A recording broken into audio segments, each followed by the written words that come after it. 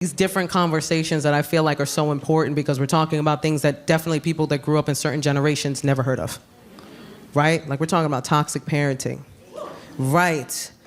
We never heard that growing up. And let me tell you something, like I said, I'm Puerto Rican. I guarantee you nobody's cornered the market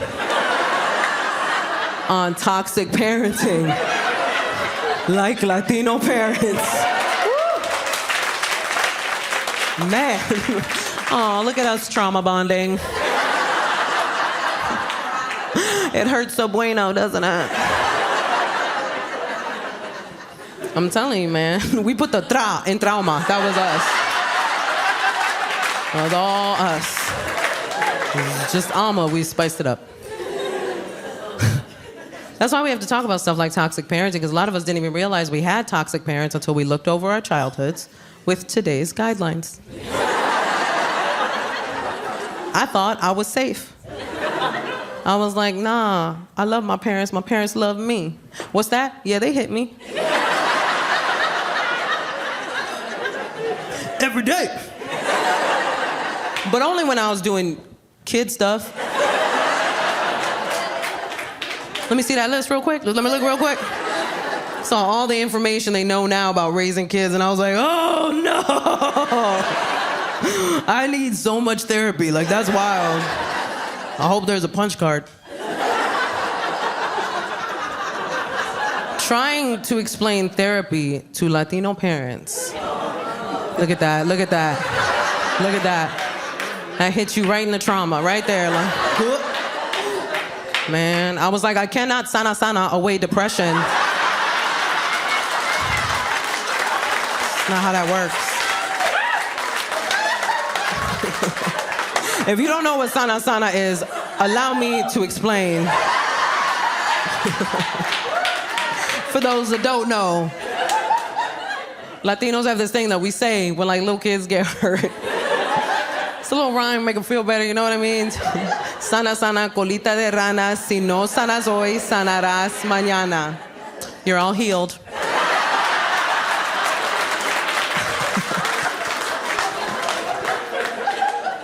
One time my husband was like, can you translate that? And I was like, nah.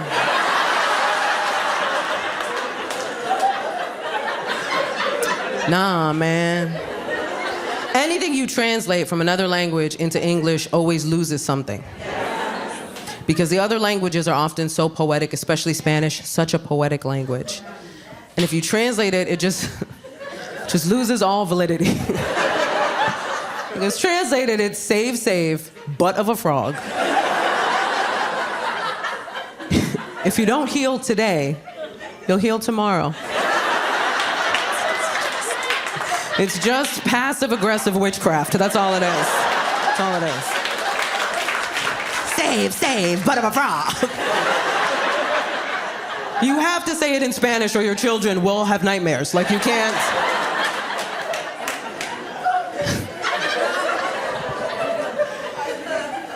It's such a crazy time to like be a parent because we're doing things so different, right? Like now you can choose your parenting style like you used to choose a Mortal Kombat fighter.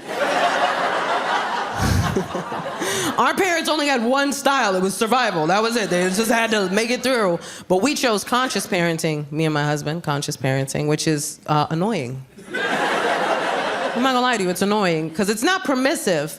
It's literally realizing every way in which you affect a tiny human life. And you have to be so aware of everything, and it's so hard because you want to fight them. You know you shouldn't. You know it's not their fault, but you find yourself getting frustrated at the craziest things. Because I would just be like, why can't you use a spoon?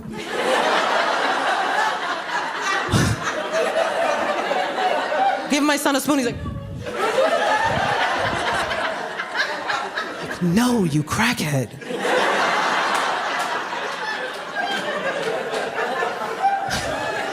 It's just yogurt everywhere now.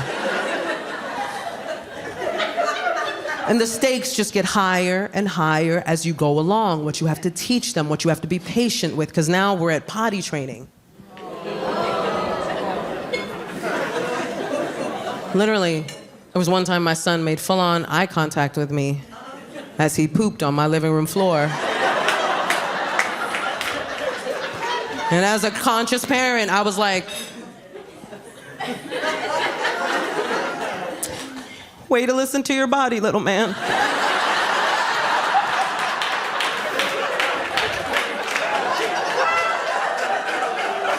What am I gonna do? What am I gonna do? He's a kid, he doesn't know any better. What do I roll up a newspaper, bang him on the head with it, push his face in it? No, bad baby!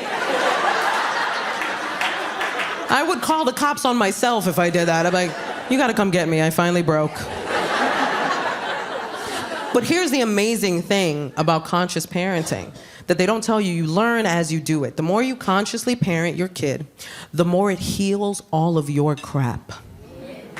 Yeah, it really does. Because you end up parenting the way you wish you had been parented.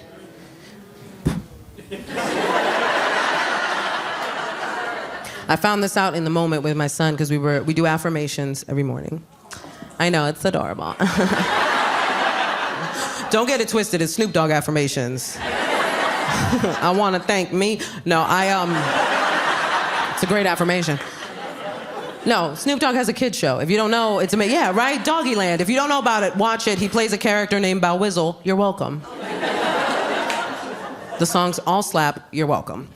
So we were doing our Snoop Dogg affirmations, and my son has that cute little toddler voice, you know what I mean? Like that, like I was like, say I am strong, and he's like, I am strong. Like say I am brave, he's like, I am brave. And then I felt it, like all the stuff I didn't get. You know what I mean? In that moment, I felt that. And like, before I knew it, I was like, say I am loved.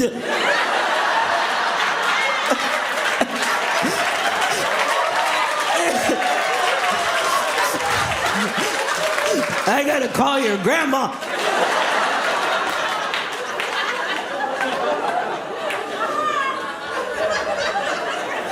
I didn't even see that coming, man. And it's so crazy now being a boy mom. Because the microscope is on us, man. We are underneath such a microscope, everything we do. And I'm fine with it, because I think if we change the game, we could really change how things work out in the world. I really do. I don't mind it, you know what I mean? And my girlfriends were on it right away. The second they found out that I was having a little boy, they were like, it's all up to you. You gotta fight the patriarchy. And I was like, can I teach him the alphabet first? I can, I just gotta be real intentional with it, you know what I mean? Like, A is for accountability, B is for bodily autonomy, and C is for consent. Repeat it to mommy.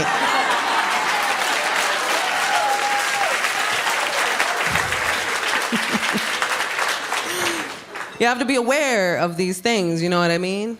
And I think the thing that's hard now is that there's so many opinions on parenting now, and you don't know where to go, you know what I mean? And as a parent, it can be hard to take the opinion of somebody who like doesn't have kids, for instance. I found myself getting frustrated at people that would give parenting advice that don't have kids. And I felt the way that a lot of parents do. Like, if you're not living this life, how do you know what to tell me to do? Until I realized the reason why I should listen to these people is that they may not have kids, but they are coming from a perspective of a person who experienced a certain type of parenting. And I really had to think, what would my son say about my parenting? And what would I want him to say about my parenting? Not all of it, some people are dumb. Don't listen to everyone.